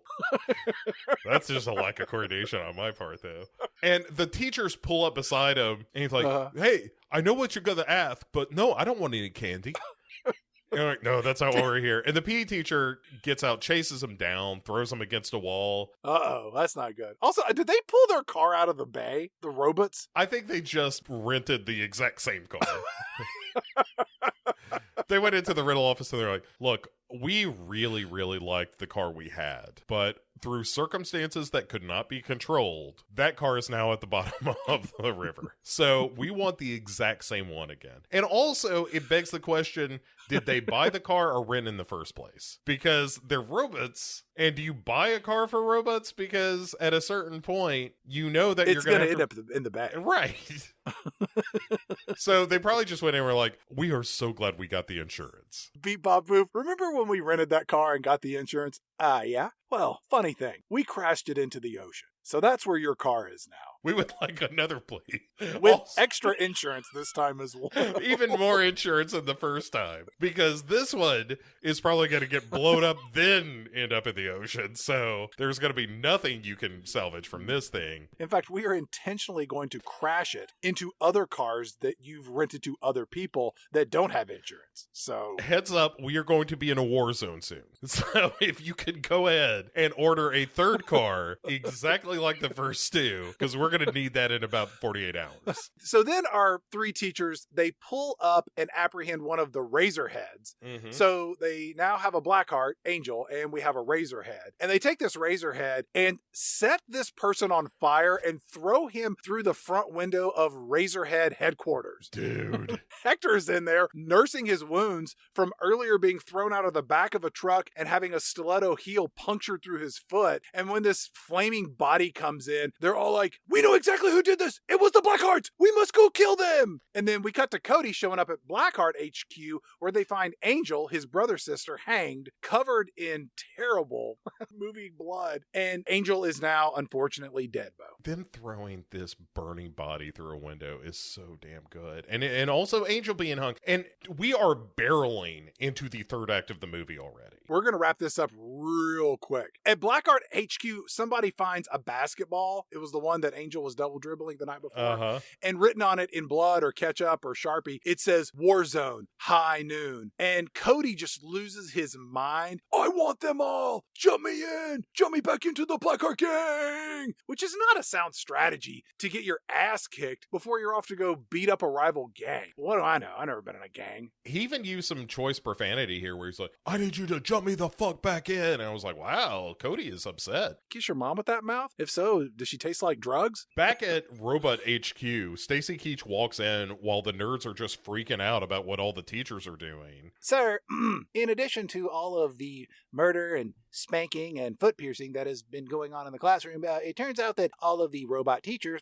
have not returned to teach as they are robot programmed to do. Sir? Well, that's incredible. I'm impressed that they decided to make emotional decisions on their own and not to teach. Sometimes the decision not to teach is just as important as the decision to teach. It's like playing jazz. It's the teaching that you don't do that's part of the teaching. And honestly, I'm impressed by them crossing over into more emotional decision making. And one of the nerds is like, yes, but they seem to be rejecting the teacher programming and reverting back to their military programming. Better still, maybe they'll go over and teach those people at Olive Garden a good lesson. Last time I was there, I had diarrhea for 2 days. You know how much milk I had to drink to get my digestive tract back in line? 16 gallons in 48 hours. That's no easy feat. And I just want to point out that conversely, milk does not give me gas. Sir, I just want to refute that does one point. Not give me gas. Statistically speaking, sir, that there is always a little bit of gas produced when you... I said it does not give me gas. Also, it smells like milk farts in here all the time, sir. That wasn't me. That wasn't me, that was you. That's an old sketch I like. We cut to the war zone at high noon, as was written on the basketball invitation. And it turns out, Bo, that the war zone is actually a paintball facility. Yeah, which is really nice. That is handy. If you've ever been driving down the interstate and looked over and seen a paintball facility, that's what this is. It's yes. like a bunch of oil drums and those big wooden spools for cable and all kinds of hiding places for you to duck and cover behind. Stacked up wooden pallets, some high grass, all of that is there. And here a battle begins between our two gangs with lots of gunshots and squibs and grenades. I think live grenades being tossed about. Yeah. There's just random explosions. Just some stuff pulled out of a military surplus store. Yeah. That they're like, this costs us $300 and it could definitely murder 30 people. So Yes. let's just use it. It is just a crazy late 80s, early 90s action movie action scene. Yeah, it's just an explodathon of just random stuff blowing up left and right. Squibs are going off as people are getting shot up. It's wonderful. And they're just like, ah! and they fall over. Yeah, I mean, falling into the water because it's by the water side, just murdering left and right. And then the teachers show up and are like, hee, we did this, and are sneaking through the grass to start murdering some of these gangbangers as they're fighting each other. Yes. They'll just sneak up behind one and shoot them or whatever. And then Cody and the leader of the Blackhearts end up going face to face with Hector and one of his guys inside this like warehouse on the water. Also, the history professor is loose in the same building. Yes. As they're sort of sneaking around, Cody and this Blackhearts guy are sneaking around trying to get the drop on Hector and his guy. The leader of the Blackhearts is like, hey, I'm going to go the other way, and we'll classic pincher maneuver, right? And as he's going around the corner of this wall, the history professor shoves his arms through, grabs this guy by the waist, and yanks him through the wall so that he folds over like a chair, like a church picnic chair, Chad. Folds over backwards and is yanked through the wall. Cody looks in, and this dude is in two pieces. On the floor. Also fantastic. This is where the movie went from like, this is like a 6 to a solid 7 for me.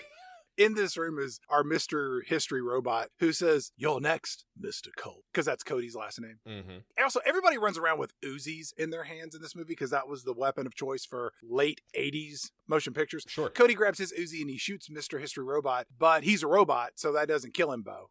You can shoot anything with an Uzi at close range, and it is going to do massive damage. Yes. All right? It didn't hurt the Terminator in the original Terminator because he was made from technology in the future. This is 1999. All right? People were shitting themselves over Y2K, and they were watching Who Wants to Be a Millionaire. They didn't have bulletproof robot technology then. This robot would have gone down. But he doesn't. No. Oh, I'm coming to get you. He gives chase. Cody runs away, and then Coach Robot and Pam Greerbot show up, and then our three robots, they regroup. They decide that they're going to come up with a plan to make the gangbangers all come to them for the finale of the film. And we cut to the next day, and Christy is off to school, and Cody surprises her by jumping out from behind a bush or something. He says, "Those teachers, they're after me. We just had a gang war. I shot Mr. History Robot and he didn't die. They're not human beings, they're robots." And Christy says, "Are you sure about this? You know what? I believe you. How can I help? You're so cute." And they go to Malcolm McDowell once more, and he's like, well, I got a call about a certain breaking and entering done by a certain daughter of mine with a certain would-be gangbanger boyfriend. I think he's talking about us. Yes, I was talking about both of you. That's why I get straight A's. I know everything. We cut to later that night where Stacy Keach and Malcolm McDowell are once again arguing about the robots being kind of out of control. And the robots are just standing in the room along with them as they're having this argument. Honestly, should we be having this conversation with them in the room? I don't feel that I can speak freely about their performance with them here. It's intimidating. They've killed 2 students. They started a gang war, for God's sake. I'm just going to have a banana. You say whatever you need to say. I have received 4 contacts through my Tinder profile from various people named Barry, and I think I know who it is. This whole "you have to learn or you're going to be killed" model just isn't working out. These robots need to be turned off. At the risk of copyright infringement and future legal lawsuits, I am, and I'm choosing this word purposefully, terminating this program right now. Well, I see what you did there, but as Stacy Keach, the head of this program, I have to tell you that once this program has started, it cannot be stopped on account of I don't want to. Also, how about this PE teacher, but why don't you take care of our little problem here? And so this PE teacher jams his fingers into Malcolm McDowell's throat like he's choking him, but pierces the skin, and it kills him. Like Malcolm McDowell murdered in his office by the PE teacher bot. Yeah. And then we go over to the Razorheads headquarters. Hector's there. He gets a phone call on the gang line. Hola, Cody. Yeah, this is Hector. Meet you at school at midnight for a one-on-one fight. You got it, amigo. Click. Somebody says, hey, do you trust him to meet him one-on-one? And Hector's response is, inscrutably, Chad. I trust Cody like a vampire giving me a blowjob. Can we maybe run that through an AI or something, clean this line up? Because I don't like it. It doesn't make a whole lot of sense. Well, I guess because his penis is full of blood and it's going to chomp on it. You've watched a lot of terrible horror movies. You ever seen a movie where a vampire bit a person on their erection? Oh, I'm sure I have, Chad. There's not one that comes to mind immediately, though. No, there's a lot of like inner thigh and leg biting. I'm thinking of the movie Vamp. You go to the main vein. Well, that's the one that you're draining. Oh, then you don't go to the main vein. Right. You go to an artery, the main artery. Yeah. Yeah. Or maybe a capillary or two. I'm not against it. Anyway, so Pam Grier shows up at Christy's house and demands that she get Cody on the phone. Mm-hmm. And Christy's like, oh my God, like I even know his number. Hang on, I'll call. We're sorry. This number has been disconnected due to delinquent bill payment. Oh, that's right. His mother's a crackhead. But she gets him on the phone because apparently she called his cell phone, ? That wasn't a thing. Yeah, and Pam Grier then adopts Hector's voice and says, hey, I need you to meet me at the school. 1, 2, 3. Yeah. Tic-tac-toe. If you want to see Christy alive, I've got to get through to you. We realize, Pam Grier was the one who called Hector, and now she's calling Cody, and they're going to meet up at the school. That's what happened in Megan, man. Yeah. Megan saw Class of 1999 and was like, I got some good ideas. But Cody, as soon as he hangs up the phone, he's at the gang HQ, and he kind of looks around at everybody. He's like, wait a second. Why would Hector want to do this at school? He hates school. Dental plan. Lisa needs braces. That wasn't Hector. Everybody is like, yeah, why would he want to do this at school? And they're just totally on board right away to go storm the school. They know that the teachers are the bad guys now. I thought that he surmised that it was just a trap. But no, maybe you did figure it out was those 3 wily robots. Yeah, he knows it's the robots. It's everybody else in the gang that's suddenly like, yeah, it is robots. Speaking of, in the robot room at school, all the nerds are now dead. Mm-hmm. The robots have come in and murdered them all. Tell my goldfish and my parakeet, I love them. I know it's weird to have fish and birds as pets, but I'm weird too. Get rid of the real doll. It's disgusting. Delete my internet history. Don't look between my mattress and my box springs. I'm just alive enough to take care of the browser history. Okay, that's good. So Hector is waiting outside the school, and Cody pulls up, and then Hector is like, "Ese, 1, 2, 3. I can't believe that you would be so gullible to show up without some backup." And then a bunch of Razorheads come out of the woodwork. Yeah, he snaps his fingers, and it's doom, doom. And then Cody is like, what, you think I'm that stupid, Hector? And then he snaps his fingers, and sure enough, all the Blackhearts show up too on motorcycles. Yeah. And then Cody is like, this isn't about you and me. I'm not the one who called you. And I didn't kill that Razorhead to begin with. And I know you didn't kill Angel. It's the teachers. They're setting us up. And with you guys and us, we're going to take those teachers on. What do you say? Hector is like, okay, you make some good points, I say. And how about if we go inside and there are no teachers? This gang war is back on. 1, 2, 3. I've only got one thing to say to that. Tic-tac-toe. Hey, that's my line. I'm getting through to these kids. One of Cody's gang members then removes a grenade launcher from somewhere, fires it at the security gates of the school and blows them open. And then the Blackhearts start driving their motorcycles through this flaming opening. And then they just jump their motorcycles through the windows into the school. And they just start crashing through all of the doors and the walls. It's ridiculously nuts. One line I gotta point out here that I thought was hilarious, when Cody is giving Hector the parameters of their mission. Just make sure you don't hurt Christy. She's somewhere in the school, and also these things are a bad, fucked up George Jetson nightmare. If you don't get that reference, The Jetsons was an animated series that ran for just 1 season in the mid-1960s for just 24 episodes. But the popularity of the show and syndication, Hanna-Barbera decided to make 41 new episodes in 1980. It eventually led to a feature film. The show featured a lot of futuristic technology and lots of robots. That's why I'm bringing it up now. Anyway, let's go find Christy and destroy these 3 teachers that I'm pretty sure are robots. Like 75% sure they're robots. 60%. They're robots. And then Hector tells a fellow gang member, yo, Flavio, take a couple of Razorheads up to the library. I hear they have the new Ann Beatty novel. The what? I looked up Ann Beatty. She's a pretty obscure author and is relatively unknown. I could not find any reason why she got a shout out in this movie. Apparently somebody was a fan. C. Courtney Joyner, writer of Class of 1999, big Ann Beatty fan. I guess so. Hector and his men end up running into Pam Grierbot, and they shoot her her up a bunch, at which point she just rips open her chest so that everyone can see that she's got flammable gas tanks in her chassis or whatever. And then she rips one of her arms off, which turns into a flamethrower, and then just starts setting people on fire, including one guy on a motorcycle, which is a pretty good stunt. Now, when Pam Greerbot rips open her shirt to reveal all of her inner workings and the green ooze goop that's coming out, we do see one of her nipples peeking out a little bit on the side. And I was looking really hard to see them nipples.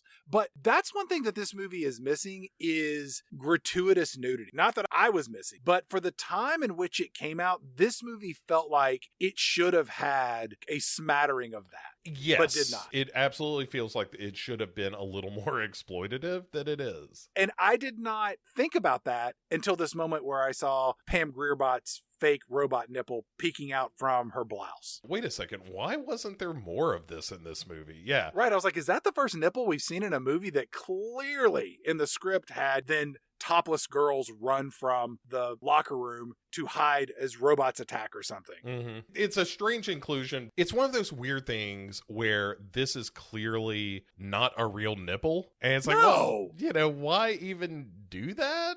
But all right. Also, the PE teacher rips off his arm. He's got a rocket launcher. And one of my favorite stunts of the whole movie is him shooting a rocket at a kid on a motorcycle on the second floor of the building, which explodes the wall outward along with said dude and the motorcycle. It's a pretty good practical stunt. It really is. Cody rides off to go find Christy. We don't even know if she's in the school or not, but they're assuming that she is, or for that matter, if she's even alive. Cody rides his motorcycle up to a room where we guess Christy might be held. And this is a pretty big school. There's a lot of places that she could be, but luckily it turns out this is where she's being held. Cody finds Christy and she's in this holding cell. Christy's so happy to see Cody. And it's also important to note that Christy is about 3 inches taller than Cody when they stand side by side.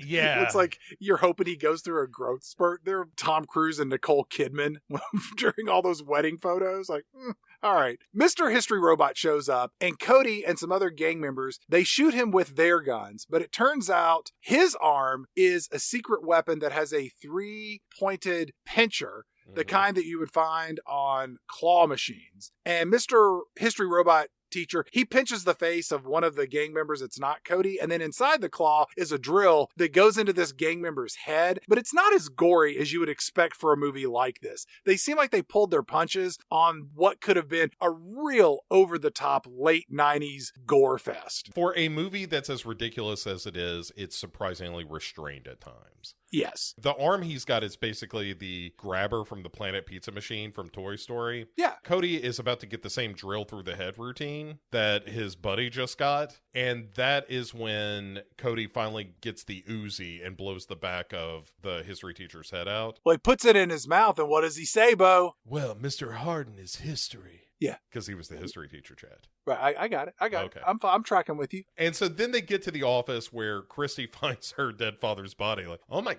God, I think that's my dad laying there. I'll process this later. Well, because Pam Greerbot is hot on their heels, literally, Chad. With a flamethrower. That seems like a real impractical weapon to kill people. I get it if you're clearing out fields or putting down fire lines or something, but... And she chases them into the chemistry room. Well, yeah, it's the room she knows. At which point, Cody finds this fire axe and does this throw that goes across the room into the tanks in Pam Greerbot's chest, which start spewing gas. And so when she lifts the flamethrower to shoot at them, she explodes, which is, again, pretty good practical explosion effect. You made that sound a lot better than it was on film. And then Cody says, of course, well, I guess I blew that course. 2 down, 1 to go. Stick around. I got one more of these in the chamber. And so the PE teacher is the last robot in pursuit. They get outside, Cody and Christy do, where Hector distracts the PE teacher by shooting him some, while Cody hotwires one of the heavily armored school buses. People hotwire vehicles a lot in movies. Pretty quick, too. I don't know that it's that easy. In a hellscape like this, you got to learn a few skills, Chad. I guess so. You know what's number 2, Bo? What's that? American Sign Language. Oh, that's helpful. Sure. So he hops in the bus. Yes. And things are burning outside this school at night. Of course. And robot PE coach guy is there with his rocket launcher arm. He's distracted because Hector's shooting at him, and they just crash this bus into this robot, smash through the front of the school, and 3 down. You would think that, Chad. Right. Because Hector, Cody, and Christy reunite. It's a big happy moment. Hector even makes a show of like tossing off his bandolier as if to say, "We're cool now, SA 1, 2, 3." Right. And then inside, they're looking around for survivors. They find a bunch of dead guys. They go downstairs to look for one of them on their bike, I think. And that is when the PE teacher, Chad, drags himself out of the wreckage. And this is an absolute Terminator ripoff. And I don't care.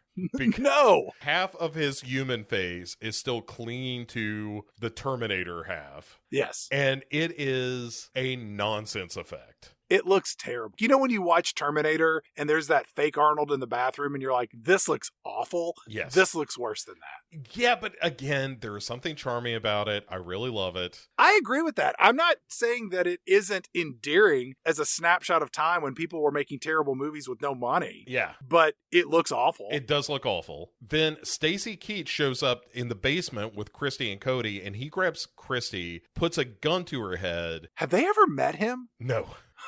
No, of course not. This wide-eyed, white-haired, black mustache, black-eyebrowed weirdo just shows up with a gun. Like, wouldn't you immediately think he's a robot? He even says, "We've got to kill all of you because there can be no witnesses to these robots going haywire because I still have a lot of money to make on this whole cockamamie scheme." Right. And Hector slips a knife into the palm of his hand and is about to throw it at Stacy Keaches, who sniffs this out and shoots Hector and gets shot. And pulls the gun on Hector and shoots him. Yeah. At which point, Chad... Tic-tac, no! The PE teacher shows up out of nowhere and rams his hand through Stacy Keaches' chest for no good discernible reason. Why would he kill Stacy Keaches? Maybe it's a Frankenstein's monster thing where he hates his creator. Oh. So the PE teacher is now chasing Christy and Cody around this room, but Cody, again using his hot wiring skills, now hot wires a forklift. Yep. And goes after the PE teacher bot, who is climbing up a ladder to get to Christy, who is climbing up into the, I don't know, the rafters of this room or something. Who knows? I think they made this up as they went along. But he does impale this PE teacher bot with the forklift. Almost hitting Christy. Yeah. He really threads the needle on this. Oh, yeah. 2 inches to the right, they're both dead. Cody understands that there are other fish in the sea. That the important thing is killing this robot. But when he doesn't impale her, he's like, "Christy, be sure to wrap that chain around his neck." Yeah. And so she does, at which point Cody starts spinning the forklift around so that the chain wrapped around the PE teacher's neck is starting to pull taut, and then pulls back. And then Cody, of course, says, "Have a nice stretch," and then pulls the robot apart. Yeah, and it comes apart with green goop and slime and oil and whatever. With all the robots now destroyed, Cody and Christy get out of the school. The last shot of the movie is them walking down the steps of the school at night while little fires burn all over the lawn of this school, and bodies and motorcycles and buses litter this battlefield. And then you hear, "I won't forget about you." This song is nothing like the movie The Breakfast Club. Please don't sue us. We're like Weird Al. This is a parody. And like freeze frame and the end. That is all of class of 1999. And you said earlier, Chad, when saying, like, if you ever watch this movie, please don't. I'm going to come down slightly differently. I think if you enjoy B-movie silliness, this is one of the better examples of a very silly movie, but it is incredibly paced so that you don't really have time to stop and think about how bad the movie is before it's over. I would agree with that. But one thing that people either email us about or have told me personally when they listen to this podcast they really enjoy are the stories that we share about our history together. Yes, please. And I don't think we've talked about this. We saw this movie in the theater. We did. With whatever smattering of hooligans or droogies, to stay on brand, that we grew up with. First off, anyone who saw a movie in the theater with any of us from the years 1987 through 1992. I just want to formally say, I'm sorry. Yes. Okay. That was a mistake. I apologize. We exhibited horrible behavior. It was essentially the same type of commentary we give on this podcast, but in real time with more youthful exuberance and way much more intolerance from the people around us. A healthy dose of profanity. Yes, it was bad. Sorry. Yeah, Sorry. There was a lot of really, really bad behavior. But in this movie, we exhibited some bad behavior, but the audience enjoyed it because we made a pact about 2/3 of the way through the film that when they killed the final robot, we were all going to jump up and give a victory lap around the movie theater, and we did. Yes. And I think it ended with us chanting, Cody, Cody. And we were so happy that he saved the day. Yes. And I remember people in the theater laughing at this behavior. But this was the dollar theater, right? Like, you kind of No, this wasn't the dollar theater. This was full price. This was at the Martin 4 or Martin 8. I don't know if they'd expanded yet, but yeah, they were paying their full $375 or $425 or whatever crappy movies cost back in the day. Oh, that's shameful. Oh, my goodness. But, it all worked out. Sure. In the sense One that way or the other. right, most of those people are dead now. So that's we had nothing to do with their deaths either. Oh, no, time and Mother Nature took care of most of that, but they've gone on to a better place. Or not. Or they were terrible people and they went to a much worse place. And that's fine. Either way that worked out is fine with me. It sounds like you've been reading the gospel according to Megan. Yeah, well, I'm just here to protect children, Chad. Snatch off their ears like you're some sort of robot witch in the woods to teach them a lesson or two. Oh, man, if only. Yeah. That's the life I should be leading, is just living in a house in the woods and terrorizing children that happen to come across my path. That wouldn't be too hard for you to do right now. No. It would not. And that may just be what I do for Halloween night. And speaking of Halloween, let's talk about episode 5 for this season's theme of Domo Arigato. What are we doing for episode 5, Bo? Well, this week we did robot teachers. In a couple of weeks, we're going to do robot security guards. Yes. And have we done a movie with Barbara Crampton? Maybe not. One of the great horror B-movie actresses of all time, Barbara Crampton, will join us along with robot security guards for a classic film called Shopping Mall. And which is a play, Chad, on Shopping Mall. But it's with a CH instead of an SH, so it sounds more like you're chopping up, say, some celery. I got you. And as memory serves, Chad, Chopping Mall does not involve a whole lot of chopping, but more lasers. So it's laser chopping is what's happening. But it's a very silly movie, and it's a lot of fun. Much in the same way that Class of 1999 is a lot of fun. Chopping Mall is of this ilk of a very silly B-movie where people try having sex in a mall furniture store while robot security guards run afoul. And it'll be great. It's going to be a great pre-Halloween warm-up for you. I think everyone's going to love it. And we had a lot of recommendations and submissions for this season. Some we were going to do, but then we backed away. And we really want to do something that was more in the Halloween theme. And our final 2 episodes, we think, are going to check those boxes. So come back in 2 weeks' time, and we will be running around malls. There will be chopping. There might be some shopping. We're just going to have to wait and see. There's no way to predict, Chad. I've never seen this movie, but I will the next time you come back to listen to the show. And not only will have I seen it, that I'll have some things to share with you, and you'll have some things to share with me too. And it'll be a time of sharing, and that's what Halloween is all about. It is a time of celebration and sharing and gift giving and love. And frightening children from your house that's in the woods. And wandering through the woods and frightening children, yes.